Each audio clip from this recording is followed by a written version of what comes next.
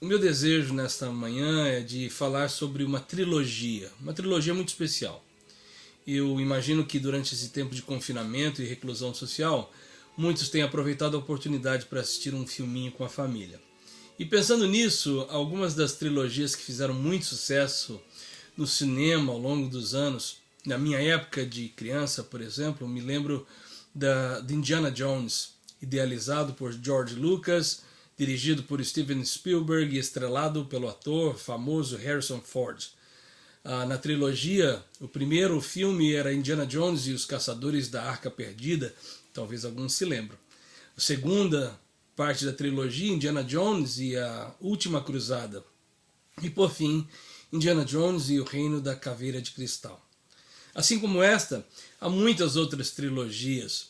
Poderoso Chefão, Matrix, a minha favorita De Volta para o Futuro, a trilogia Bourne, Senhor dos Anéis e por aí em diante. Mas antes de eu continuar, permita-me esclarecer que trilogia não se limita apenas a filmes e não está relacionada apenas ao cinema.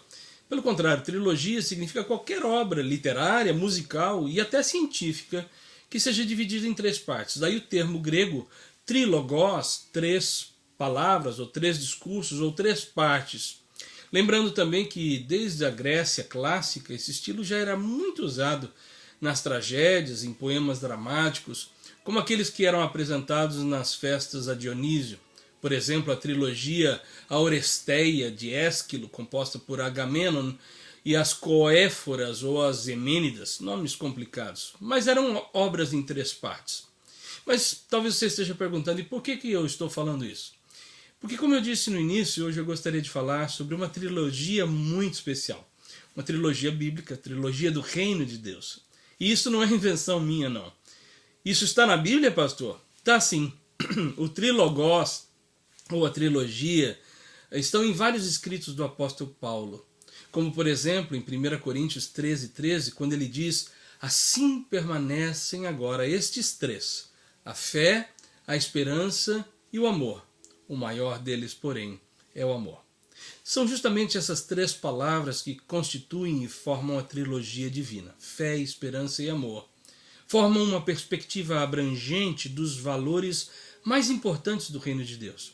De fato, o estudioso do Novo Testamento, Gordon Fee, escreveu, inclusive, sobre essa trilogia e disse que estas palavras abrangem toda a existência cristã, à medida que os crentes vivem a vida do Espírito na presente época, esperando o fim.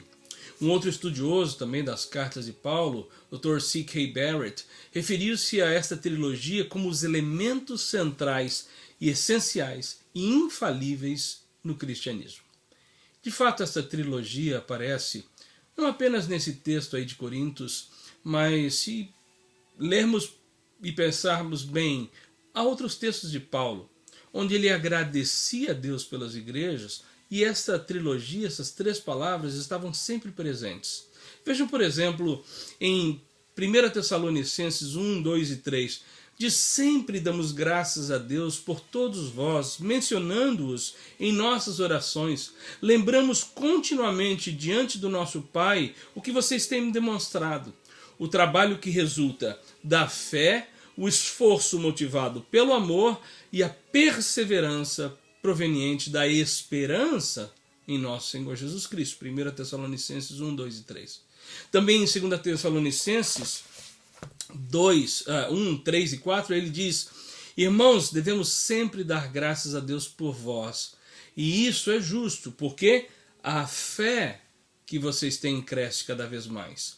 E muito aumenta o amor de uns pelos outros. E por essa causa nos gloriamos em vós, entre as igrejas de Deus, pela perseverança proveniente da esperança. 1 Tessalonicenses 1, 3. Mas não para por aí.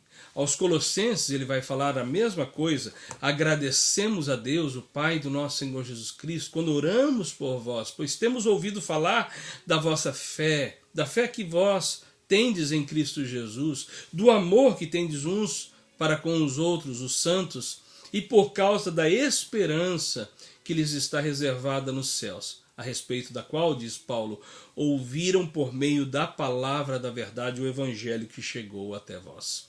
Aos Efésios também, ele escreve: por esta razão, desde que ouvi falar da fé que vocês têm no Senhor Jesus, do amor que demonstram para com todos os santos, ele diz: não deixo de dar graças a Deus por vós, mencionando-os em minhas orações.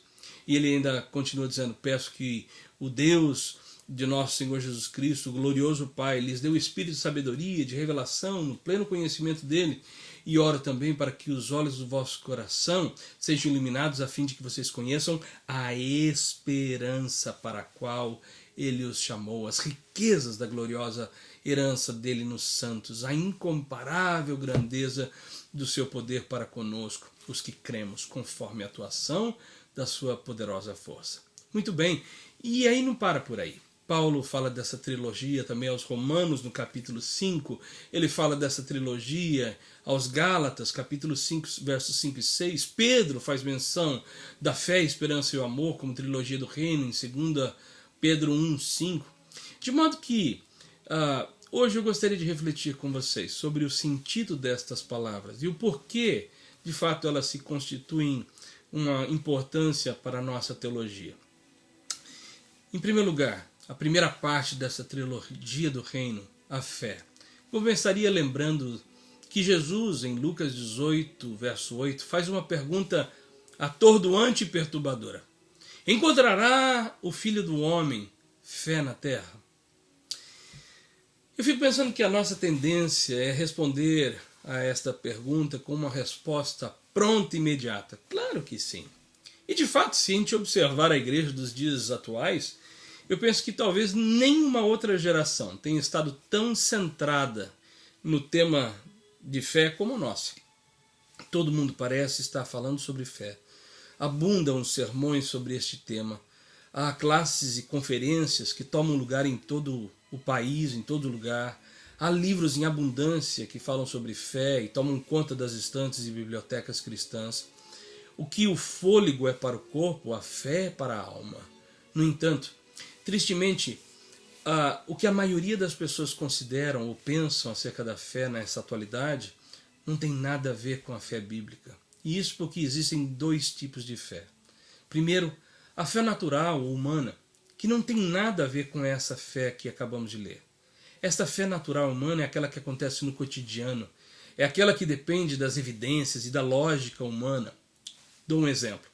Se plantássemos arroz, se eu plantar arroz, qual é a fé natural? A de que eu vou colher arroz. Se eu plantar feijão, que colherei feijão. Esta fé, além de depender de evidências, depende dessa lógica humana, porque ela não aceita nada contrário aos efeitos satisfatórios e esperados. Um outro exemplo para entendermos essa fé natural. Se eu derramasse o conteúdo de uma jarra, uma garrafa sobre alguns copos, naturalmente o conteúdo da garrafa se esgotaria à medida em que os copos recebessem a porção proporcional ao conteúdo da jarra, certo? Aí você diz: eu tenho fé que esse líquido, suco, seja o que tiver ali, vai dar para todo mundo beber. Mas esse tipo de fé não necessita de intervenção divina, ele é simplesmente uma parte natural da condição humana que conta com essas evidências da lógica e do esperado. Mas a fé sobrenatural, a fé divina, é uma coisa completamente diferente e deve ser entendida em outros termos. Como cristãos, nós somos desafiados a viver e a crescer nesse tipo de fé. É isso que está falando o texto. A primeira parte da trilogia fala sobre esta fé que deve ser parte essencial do nosso viver e do nosso caminhar com Deus, porque Hebreus 11:6 diz: sem esta fé é impossível agradar a Deus.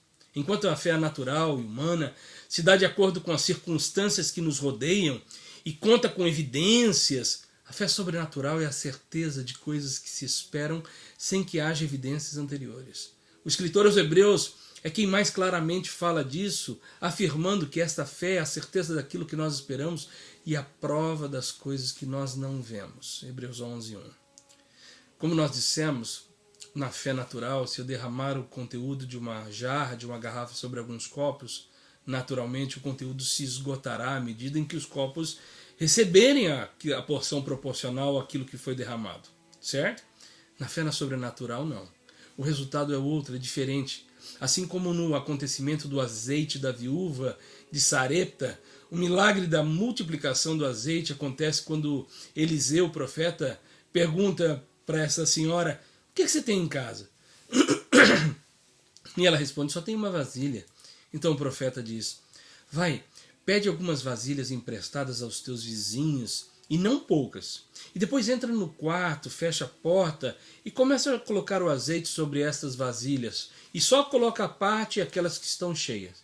O texto diz lá em 2 Reis que ela vai e faz, fecha a porta com os filhos e vai pedindo para os meninos trazerem. E elas as enchia.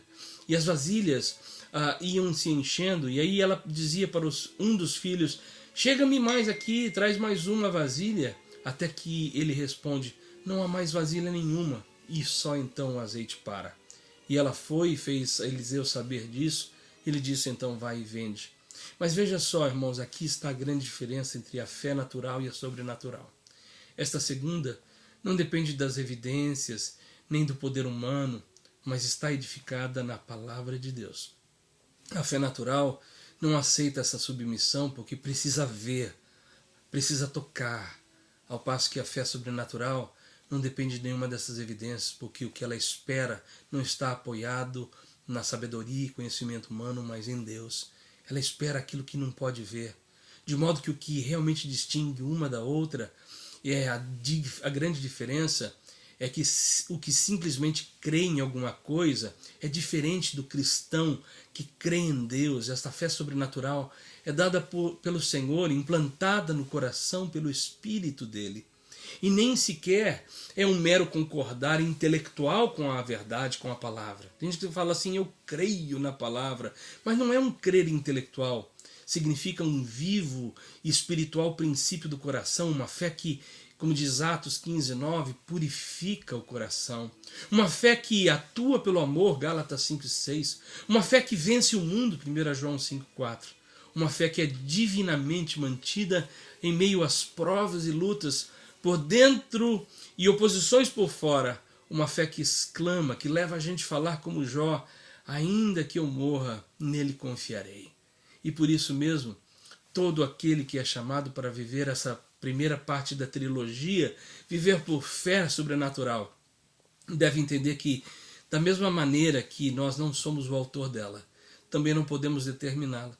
E por isso nos voltamos a Deus com humildade, o autor e consumador dela, e clamamos: Senhor, ajuda-nos com a nossa falta de fé. Oramos assim para que, quando a gente estiver lendo a sua palavra, a gente seja capaz de receber as preciosas promessas do Senhor. Pedimos assim para que, quando nos prostrarmos diante do trono da graça do Senhor, sejamos capazes de lançar o nosso fardo sobre ele, a nossa ansiedade sobre ele. Oramos assim para que, quando nos levantarmos para a realização dos nossos deveres do cotidiano, sejamos capazes de nos entregar aos braços eternos do Senhor, e até mesmo quando formos chamados para passar pelo vale da sombra da morte, a gente possa clamar triunfantemente: eu não temerei mal algum, porque sei que tu estás comigo. Eu convido você a viver essa primeira parte da trilogia, a viver a sua vida com fé. A segunda parte dessa trilogia do reino é a esperança. E há uma enorme tendência também de pensar que é a mesma coisa, fé e esperança, mas não são a mesma coisa. Não. E olha, a segunda parte dessa trilogia é ainda mais mal interpretada do que a primeira, porque a maioria das pessoas confundem, embora sejam coisas completamente diferentes. Em primeiro lugar, começando pela própria distinção que Paulo faz no texto de 1 Coríntios 13:13. Ele diz: agora, pois, permanecem a fé, a esperança e o amor. Se fosse a mesma coisa, não creio que Paulo precisaria repetir, certo? Além disso, Paulo nos ajuda ainda mais a entender o vínculo profundo e estreito entre fé e esperança, quando ele afirma que Abraão, esperando contra toda a esperança, teve fé. Romanos 4:18. Mas em segundo lugar, e ainda mais importante, eu penso que a diferença está no fato de que a primeira parte da trilogia, a fé, está no tempo presente, enquanto a segunda parte, a esperança, aponta para o futuro. Vou explicar. O apóstolo Paulo resume esse entendimento de que a esperança é futura, essa segunda parte da trilogia, em um versículo aos Coríntios também, onde ele diz: ora, se a nossa esperança em Cristo se limita, se restringe apenas a esta vida, então somos os mais miseráveis e infelizes de todos os seres humanos. 1 Coríntios 5,19. O salmista também fala sobre isso, dizendo o seguinte: eis que os olhos do Senhor estão sobre os que temem, sobre os que esperam na sua misericórdia, para livrar a sua alma da morte e para conservar vivos.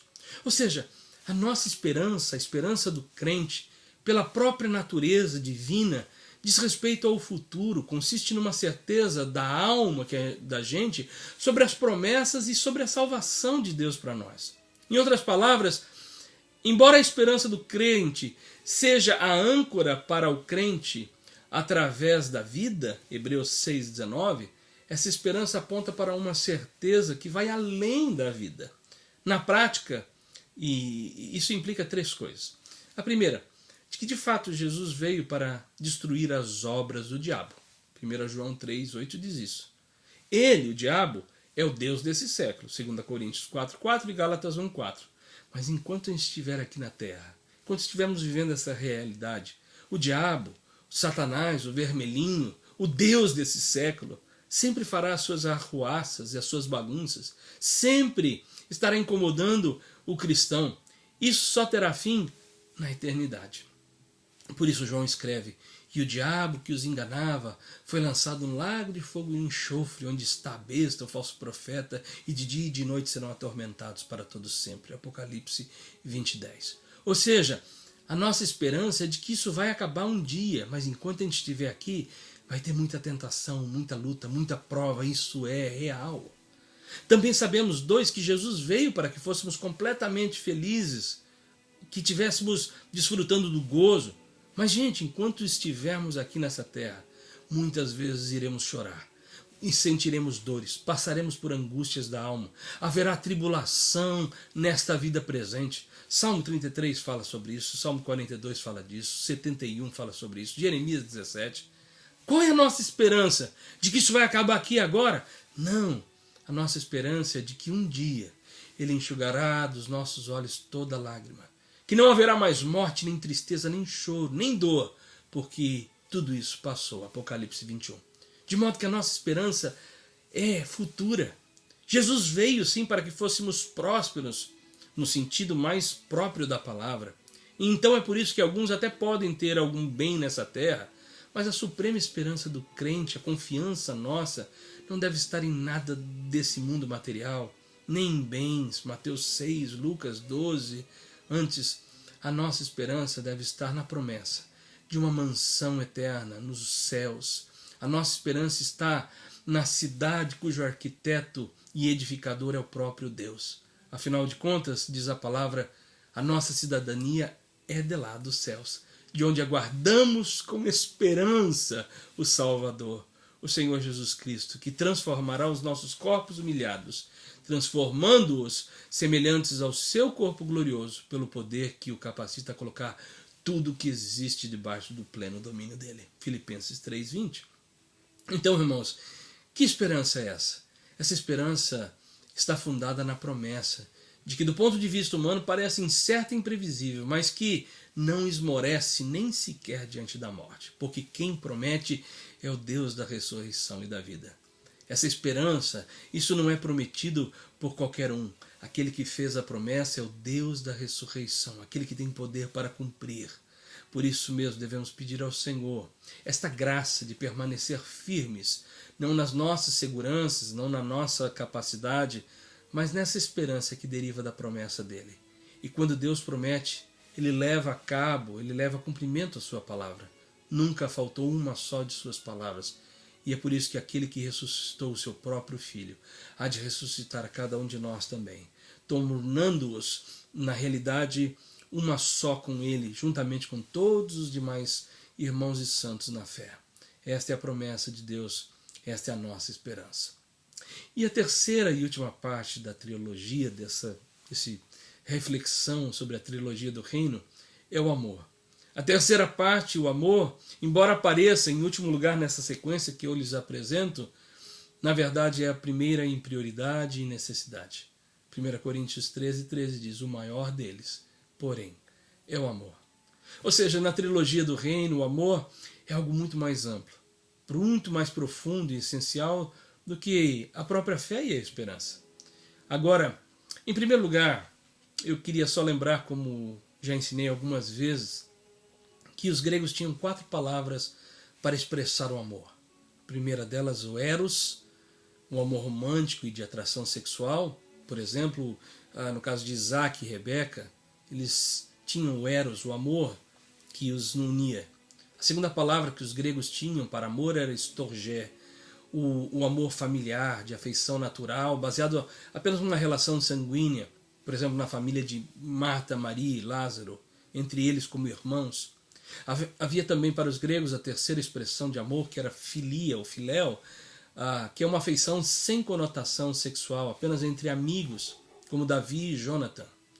Mas havia uma quarta forma, que era a ágape, tratando-se do amor de Deus. E por que eu estou falando sobre tudo isso? Porque a palavra grega usada por Paulo aqui em 1 Coríntios 13, onde ele diz que o amor é o maior, a palavra aqui é ágape. A mesma que o apóstolo João usou quando disse Deus é amor, em 1 João 4,8.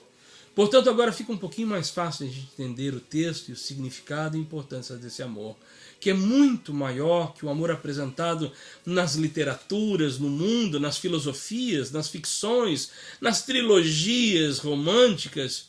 Este amor é diferente porque vem de Deus para nós. Deus nos deu o seu próprio amor por Cristo ter morrido por nós enquanto éramos ainda pecadores, diz Paulo aos Romanos capítulo 5. Ou seja, de modo que na trilogia do reino, na última parte, esse amor de Deus, se ele não estiver em nós, pouco importa as demais coisas. Pouco importa ser um cientista, um homem de sucesso, pouco importa ser inteligente, pouco importa os seus talentos naturais, pouco importa até mesmo cantar bem ou falar bonito, ou dar até o dízimo na igreja. Nada disso importa. Paulo escreve, ainda que eu falasse as línguas dos homens e dos anjos e não tivesse amor, seria como metal que soa ou como sino que tine. Ainda que eu tivesse o dom de profecia e conhecesse todos os mistérios e toda a ciência, ainda que eu tivesse a fé de maneira tal que eu pudesse transportar uns montes e não tivesse amor, nada seria. Ele diz, e ainda que eu distribuísse toda a minha fortuna para sustento dos pobres, ainda que eu entregasse o meu corpo para ser queimado, se eu não tivesse amor, nada disso me aproveitaria. E é por essa razão, queridos, que este amor é maior do que qualquer outra coisa. Porque conforme Jesus mostrou, pode até acontecer que alguns profetizem em seu nome, outros expulsem no seu nome, realizem muitas obras poderosas. Mas se não houver amor, nada tem valor. Este amor é o maior valor que temos. E por falar em valor, gostaria de concluir lembrando um fato. Não sei quantos de vocês se recordam, uma notícia que foi evidência no mundo em 2018, quando foi leiloado pela Sotheby's de Londres o quadro famoso Girl with Balloon, a garota com o balão, do artista britânico Banksy. É interessante que a obra tinha sido vendida por 1 milhão de libras, aproximadamente 5 milhões de reais. Mas o mais interessante é que o artista Banksy havia escondido um triturador de papel na moldura da tela, que só poderia ser controlado por ele mesmo a uma distância, caso a sua obra fosse para leilão. Dito e feito, como ele já esperava isso e estava acompanhando o leilão pela internet, no momento em que o leiloeiro ali falou, dou-lhe uma, dou-lhe duas, dou-lhe 3, e bateu, na hora do 3, o Banksy, da casa dele, acionou o triturador e diante dos olhos de todos, a tela se autodestruiu.